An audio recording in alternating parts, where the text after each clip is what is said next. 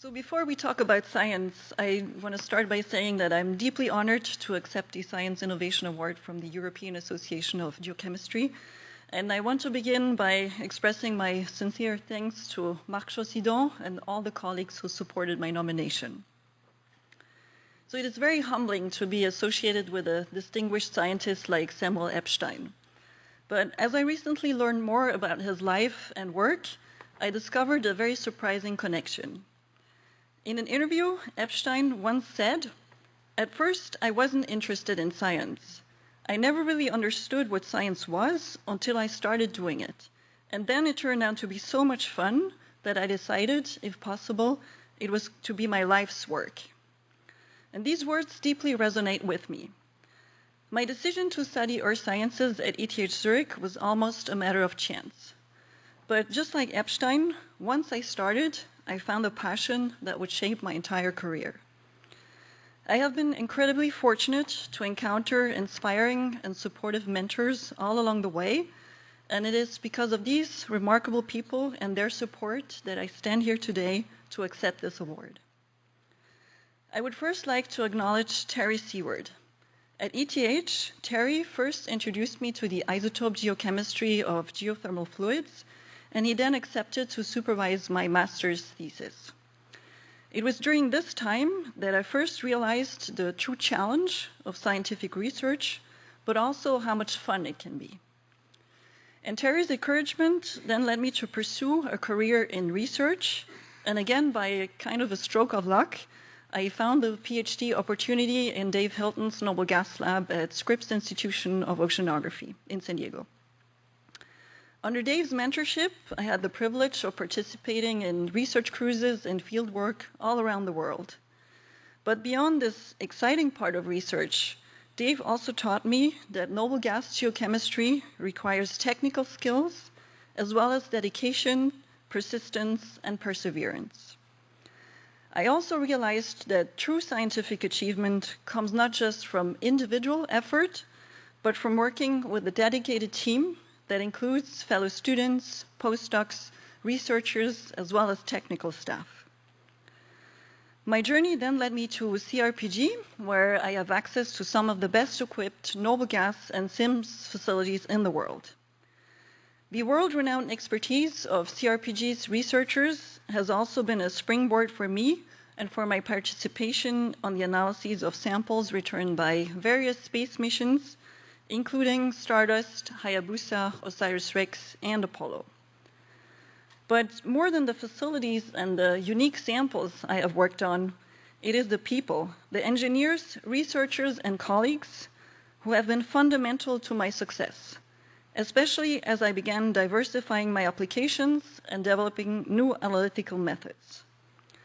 The expertise and support of Bernard Marty, Marc Chaucidon, and Etienne Deloul have also broadened my perspectives and allowed me to take on ambitious projects early on in my career.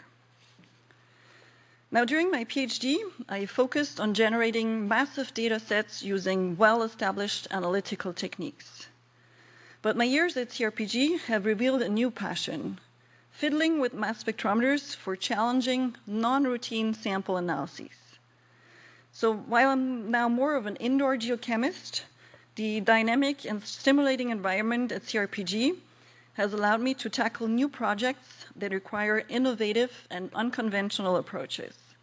And this has added a unique flavor to my scientific life, and I can only hope that funding agencies will continue to support this kind of curiosity-driven research, and that I can remain deeply involved in analytical work in the laboratory. So thank you once again for this incredible honor. I'm excited to continue exploring the unknown, driven by the curiosity and passion that makes science such an extraordinary pursuit. Thank you.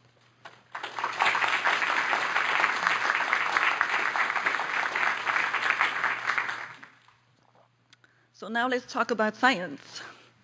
So we've heard from Connell Alexander this morning that to trace the origin of volatiles on Earth, we should consider various isotopic systems and elemental ratios. And here I will discuss that indeed it is very challenging to trace the origin of volatiles on planetary bodies by focusing on just one volatile, nitrogen, and its two isotopes. So nitrogen is a very important element because, first of all, molecular N2 is the most abundant gas in Earth's atmosphere. Nitrogen may also be quite abundant in Earth's mantle and even in the core, because depending on the redox conditions and speciation, nitrogen can behave like a lithophile or a siderophile element at high pressures and temperatures.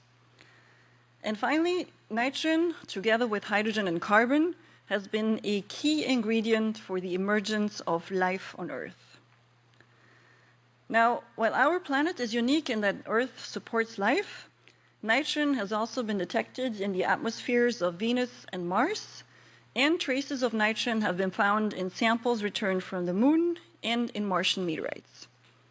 So two highly debated questions in cosmochemistry are, what is the origin of nitrogen on Earth and on the other terrestrial planets? And when was nitrogen accreted?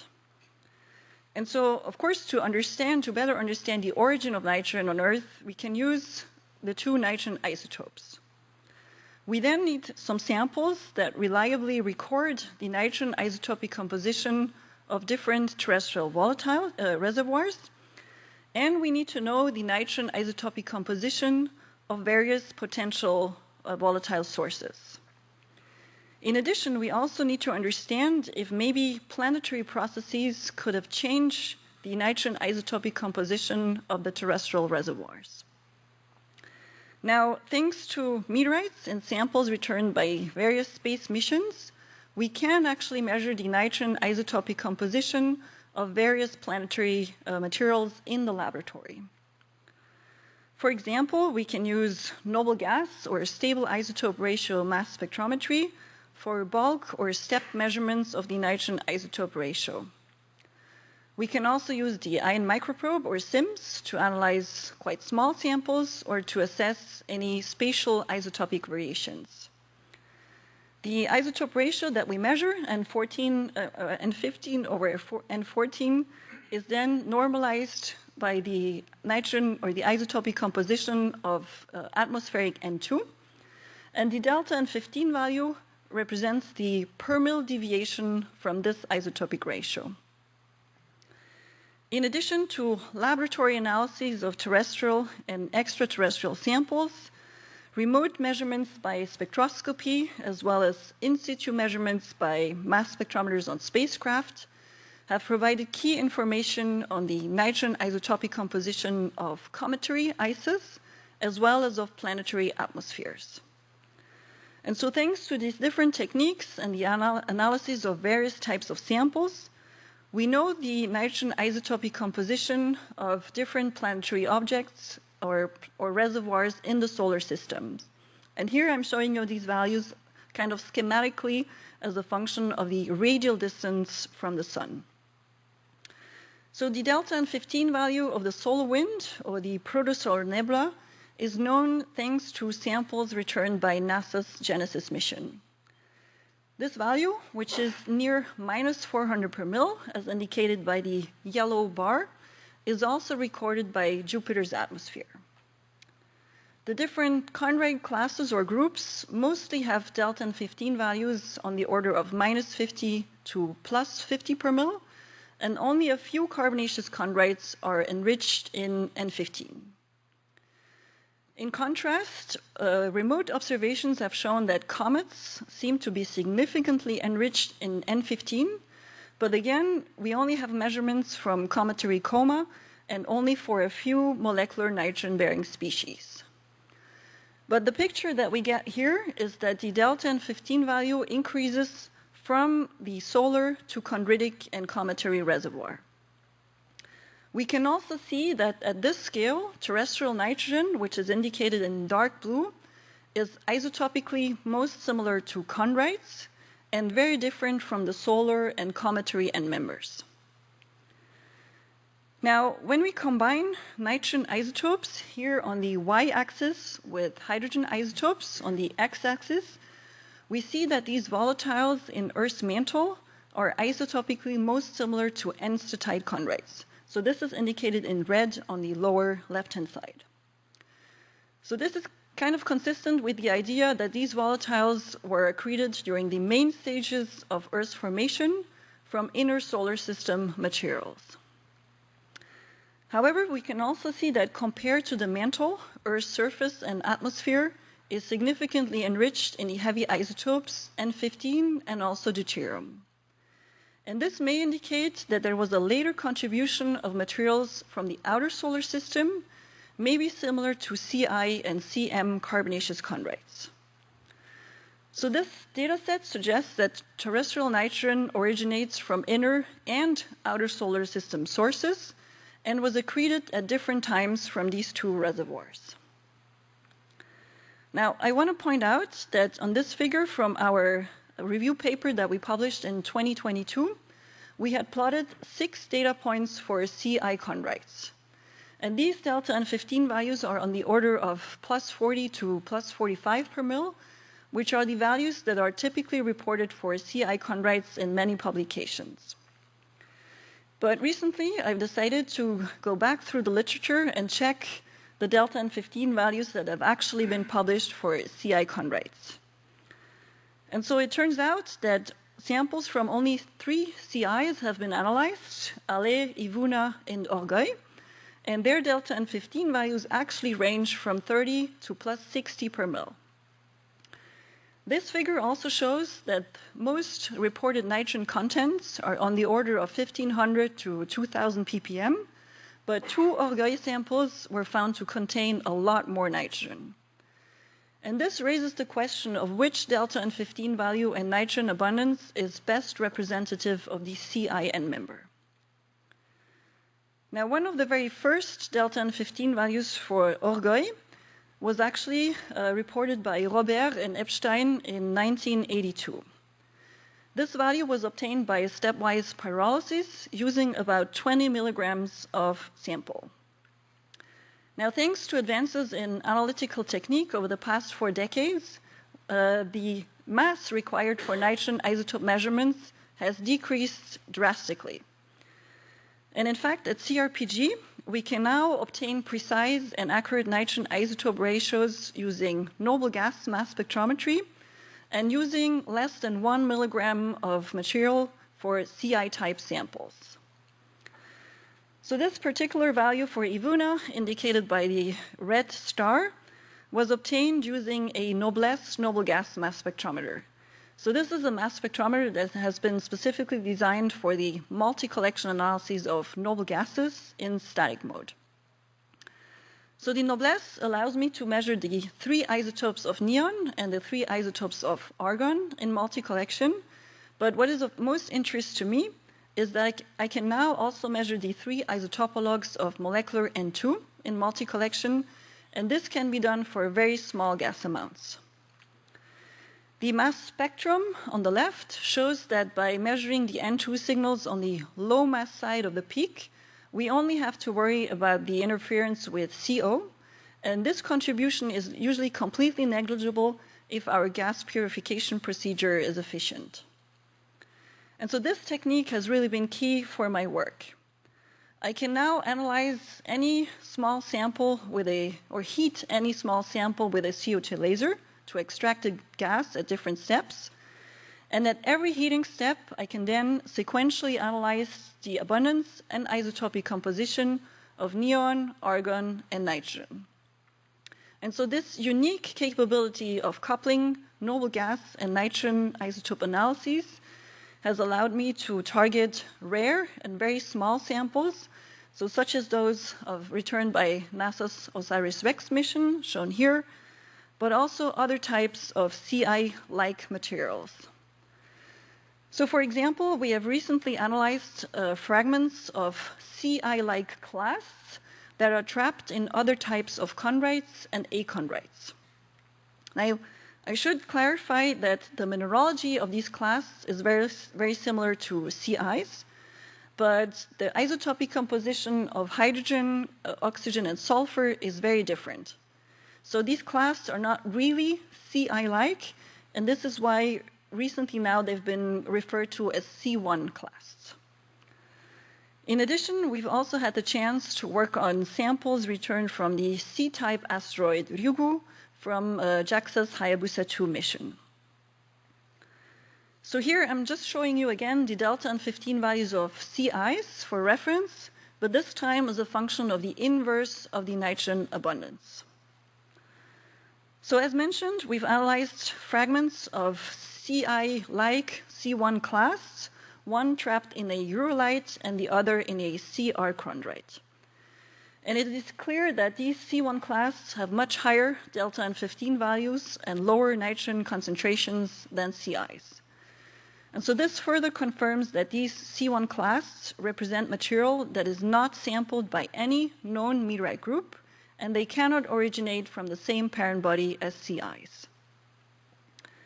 In contrast, we know that there is a very close relationship between sea ice and the asteroid Ryugu based on the mineralogy and chemical composition. So at CRPG, we've had the chance to analyze 2 Ryugu pellets as part of the initial analysis volatile team, and we've also analyzed a larger Ryugu particle by stepped heating. And here you can see that the delta and 15 values that have been obtained for Ryugu samples by several laboratories mostly overlap with sea ice, but a few samples have distinctly lower delta and 15 values. And what is interesting is that 4 of these samples are the pellets. So these are powdered samples that have been pressed into copper discs to obtain a flat surface for FTIR analyses. And so the fact that these pellets have lower nitrogen contents and delta and 15 values that trend towards the air value makes me wonder and a bit worried that maybe the pelletization procedure could have changed the nitrogen signature. And so this just illustrates that we should be quite careful during sample preparation, storage, and also sample handling, because maybe these processes can have an effect on the nitrogen signature of Ci-type material. But as mentioned, we've also analyzed a Ryugu particle, and this particle was actually so big that my student, Julie Gamblin, had to carry out 85 extraction steps. So this took her 3 months to measure the nitrogen and noble gas isotopic variation in this single particle. And so here I'm just showing you the nitrogen data. So the nitrogen abundances are indicated by the vertical bars, and the corresponding delta and 15 values are the small circles. And I'm showing these values as a function of the increasing heating temperature, which is really increasing laser power. And so these measurements revealed that actually this Ryugu particle records the entire range of delta and 15 values that we see in individual Ci chondrites, so between 0 and 66 per mil. And these delta and 15 variations that we see during progressive heating really reflect the presence of various nitrogen-bearing phases in Ci-type material. So this includes organics, and for example, also the so-called phase Q and pre-solar grains that also carry some of the noble gases that we see in this particle. Now, when we calculate the evolution of the nitrogen isotopic composition as a function of the amount of nitrogen that we extract, we see that the nitrogen isotopic composition actually remains almost constant during the first 60 heating steps and while we release about 75% of the total amount of nitrogen. And only high temperatures, as the particle starts to melt, does affect the delta and 15 value and leads to a decrease of about 20 per mol. And this confirms what we know about Ci-type material. We know that thermal processing leads to nitrogen loss, but we can also see that here that even high temperatures do not significantly change the delta and 15 value. And so this confirms and suggests that nitrogen isotopes still allow us to distinguish between materials from the inner and outer solar system material or sources.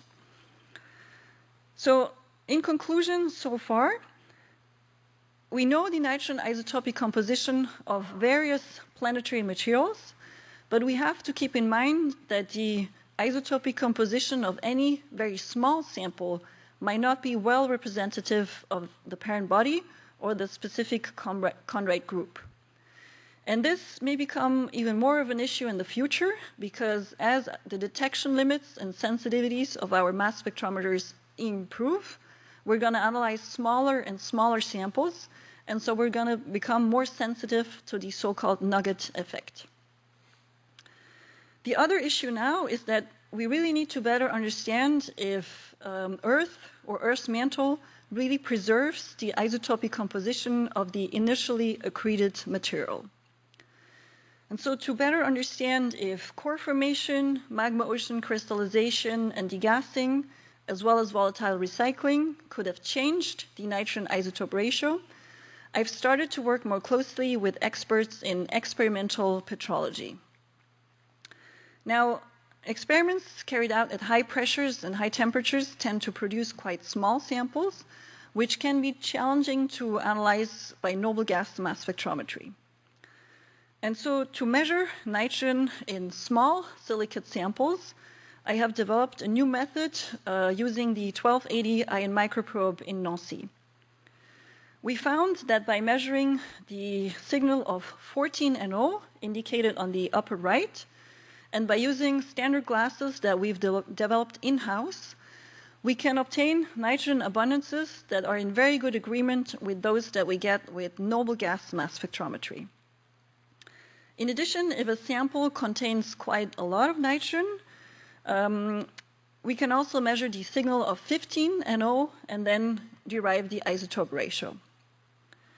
So over the past few years, I have used this method together with students, postdocs, and other researchers from different institutes, for example, to study nitrogen solubility in silicate melts, so at different physicochemical conditions, and also nitrogen solubility in bridgemanite, which is the most abundant mineral in Earth's mantle. In parallel, we've also investigated nitrogen isotopic fractionation between a metal alloy and a silicate melt, and between gas bubbles and a silicate melt. So the metal silicate partitioning experiments are particularly important to understand if differentiation and core formation could have changed the nitrogen isotopic signature of Earth's mantle. So for our study that we published in 2019, we had used a 15N spiked starting material, and we carried out metal silicate partitioning experiments in a piston cylinder over a wide range of oxygen fugacities. And so our results were very surprising because they indicated that the magnitude of nitrogen isotopic fractionation between metal and silicate is huge, on the order of -50 to -250 per mil at increasingly reducing conditions. And so these results would indicate that the light isotope, N14, is preferentially incorporated into the metal phase, and therefore core formation could have significantly increased the nitrogen isotope ratio of Earth's mantle. However, the findings of 3 other studies are fundamentally different and indicate that the nitrogen isotopic fractionation between metal and silicate is very small. And these results are consistent with theoretical calculations. So what happened with our measurements, our experiments? Well, we had used graphite capsules for our piston cylinder experiments, and we had observed that a large amount of nitrogen was lost from the experimental charge through the capsule wall by diffusion. And so maybe as a result of a kinetic effect, we had significantly overestimated the magnitude of nitrogen isotopic fractionation. And overall, most studies agree now that core formation has a negligible effect on the nitrogen isotopic composition of planetary reservoirs.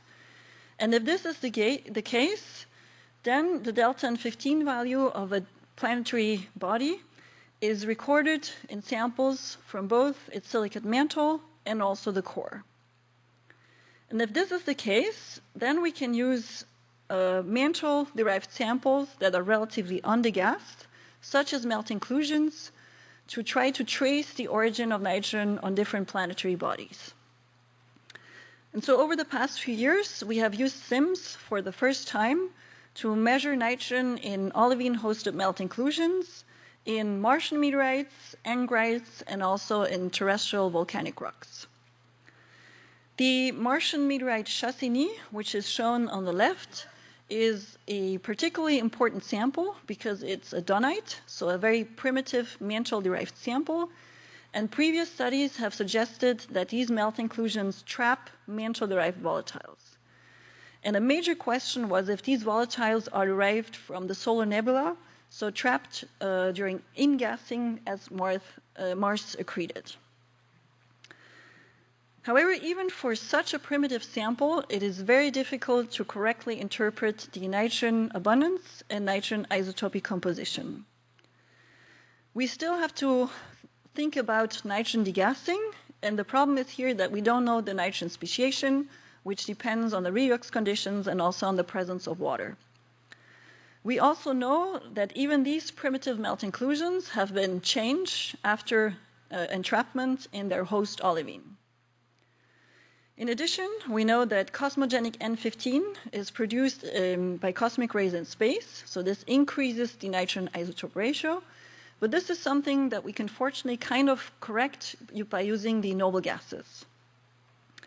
Impact ejection, atmospheric entry heating, as well as terrestrial weathering could maybe also alter the nitrogen isotopic composition. And then the last issue is that many extraterrestrial samples, for example, all the Apollo samples, are stored in pure nitrogen. And so for a geochemist like me, this is not really ideal because I'm interested in nitrogen isotopes. So we tried to account for some of these processes in Chassigny, but still we found that the nitrogen in the melt inclusions shows quite a wide range of delta and 15 values that cannot be linked to a specific chondrite group or chondrite class.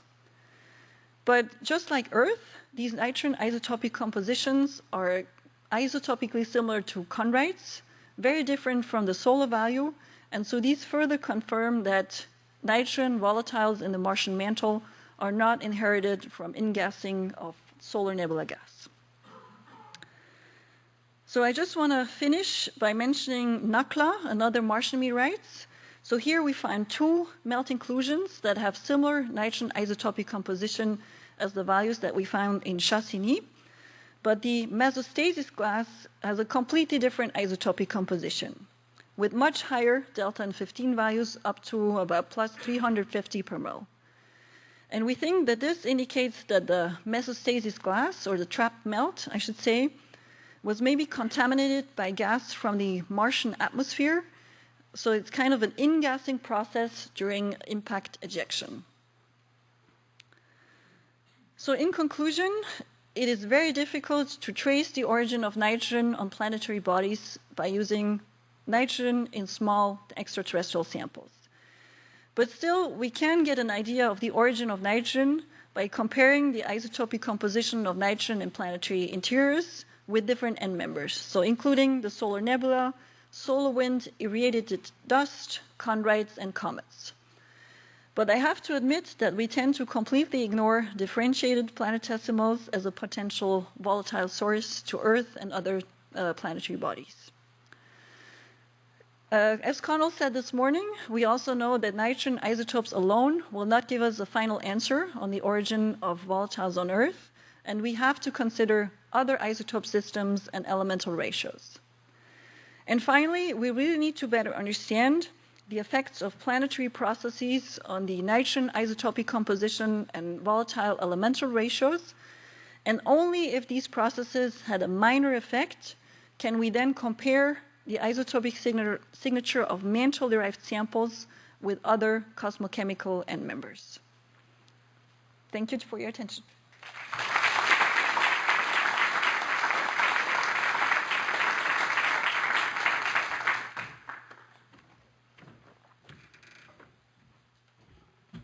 Okay, we certainly have time for some questions, so please come up to the microphone to ask Evelyn. So Evelyn, you had a plot on the Ryugu particle, And then you showed that the nitrogen isotopic composition did not change with the heating temperature, and your conclusion was on the lines of that probably thermal metamorphism does not have an effect, and you can directly use the nitrogen isotopic composition of a body to retrace this cosmochemistry. But when we see it in chondrites, the thermal metamorphism, except say ancetite chondrites, is always takes place with aqueous alteration. And most of the volatiles, the 15-enriched components, are soluble organic matter, which are very prone to processes like aqueous alteration. So heating with aqueous alteration would definitely affect those signatures. In that sense, without understanding the parent body processes, the effect they have on nitrogen is probably more difficult to use it as a direct source to actually say whether it's an NC or CC or so on and so forth. Would that be? Yeah, I think you're right. So we have to consider all kinds of processes, and we also, again, have to keep in mind that one single Ryugu particle may not be representative of what's happening on different chondrites. So, yeah, I agree with you. Hi, thank you. That was a great talk. A quick question about your plot of delta 15N versus 1 over N, where you, with the knock lights, and you interpret, keep going. Yeah, Martian meteorites. You interpret the nitrogen as ingassing, but why don't you interpret it as something related to, say, degassing? Because the trend doesn't look like mixing, it looks like the opposite, based on the correlation that you have there. But it's a huge effect. So here we're looking at the 350 per mil. I'm not sure if you can fractionate nitrogen isotopes by this magnitude just by degassing. Even if it's a kinetic loss? Good point. Okay, thank you. I believe we still have time for another question or two. Evelyn, thanks for the talk. Very nice. So I'm coming from also Oceanographic Institution. I just have two questions. First one is technical. You said you can separate the CO interference from the N2 peak. So, but before you send the gas to the mass back, do you need to convert CO to CO2, or just send the gas into the mass back? So the way we purify our gas is that we oxidize all gas species, and we try to trap everything but NO, and then we reduce it back to N2. So this is how we get rid of CO2, and then, so our CO signal is usually very, very small. Okay, so you mean CO is just converted to CO2 before Yes. Okay, great, thanks. And then my next question is, so just maybe the open-minded question. So the neon is like solar neon. So how about why the nitrogen is not solar nitrogen for the Earth? This goes back to Connell's talk this morning. It depends on elemental ratios and what you mix together. So you have to consider all the elements together. Okay, thank you. Yeah, we have time for your question, please. And while you're getting to the microphone, someone asked Connell, where would you, if you could get a sample from anywhere in the solar system, where would you like a sample from anywhere in the solar system? Difficult question. I think it's kind of a cop-out, but already if we can try to understand the samples that we already have. You go nowhere? Well, Oh, man. I said I'm an indoor geochemist now. So. All right, go ahead. Would Earth's core be a good answer to that question? It is an answer. I agree. Right. Yeah. Thanks, that was really, really nice overview, very interesting. You made a comment about differentiated bodies and how they're not commonly considered versus the chondritic stuff. How variable is the nitrogen geochemistry, or how well understood is it of any differentiated bodies with comparison to how well we've pulled apart chondrites? I don't think there's a lot of data. So we've started now to look at melt inclusions. That was my next But question. it seems that, Chassigny melt inclusions, even though they're primitive, they're really strange. That nitrogen abundance is huge. There's a lot more nitrogen than I think should be there. So are these really trapped mantle melts and trapped mantle nitrogen? I'm not sure. The same for angrites. Yeah, we don't have enough data. No. All right, exciting. Look forward to that.